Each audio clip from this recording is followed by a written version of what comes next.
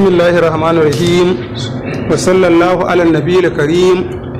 Dan uwa na musulmi, assalamu alaikum rahmatullahi ta'ala wa barakatuhu. Wannan makaranta tamu mai suna taskar asrarai TV Kano har wa yau tana kawo muku wata fa'idar da muke kawo muku wanda yake da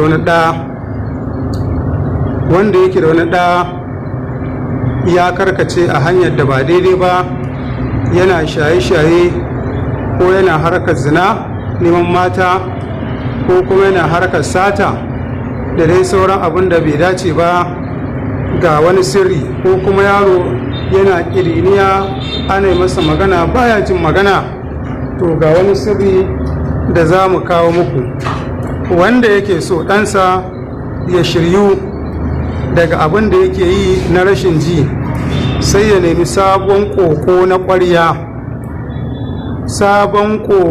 ƙwarya da faifai, a rubuta wannan aya da hatimi kafa 3 a wanke, a zuba rubutun a cikin sabon ƙwaryar ake wankewa. A sami kabi malam, wata ciyawa ce ana sayar ta wajen masu sai da maganin gargajiya, ana cewa da ita kabi malam. A zuba shi ma idan aka daka, a zuba garinsa a cikin wannan sabo ƙwaryar da aka wanke rubutun, sai a rufe da faifai ya kwana.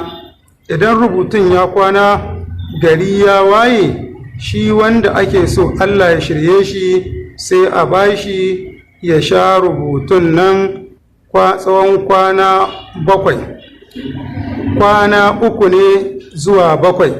Dalilin da ya sa muka ce za a yinsa kwana 3, in ya kwana 3 ne ka'idarsa, idan ya haura kwana 3 to sai ya kai kwana 7.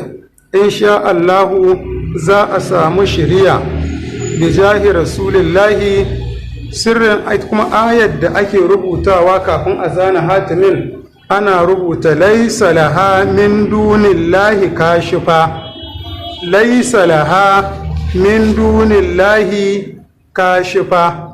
Ga hatimin nan za ku ga ihdinas siratal mustaqim ta kewaya shi. Wannan shine sirrin.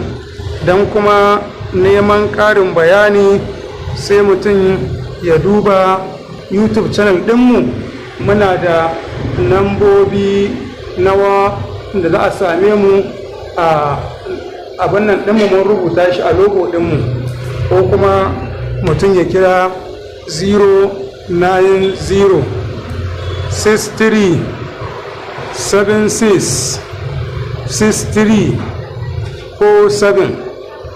Wannan ita ce lambar da za a same mu a cikinta. In Allah ya yarda, Allah ya ba mu nasara, za mu dinga kawo muku waɗannan abubuwa namu a kowane lokaci. Idan Allah ya ba mu iko, za mu ɗora mu kawo muku. Bisalam.